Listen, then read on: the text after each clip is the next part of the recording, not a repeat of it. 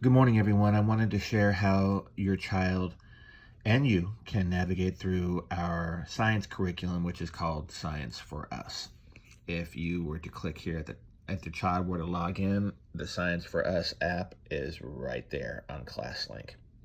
So when your child logs in from home, they are going to select life science as we're studying living and non-living things. And then they're going to click on living things and starting with living and non-living things. So the unit that they're to be working on this week is this.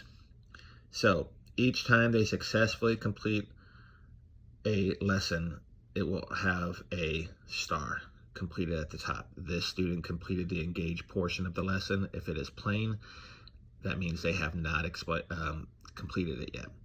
There are several sections from this unit that I will be taking as grades, but I would like students to navigate through all the lessons this week. Spend about 15 minutes on it per day, but that should be more than enough time. There are two things I'll be taking as grades: Ready for Freddy, which is here, and the Evaluate section. Just doing those two won't give students the benefit, so I'd like to see them do all of them. Please let me know if you have any questions, and have a great day.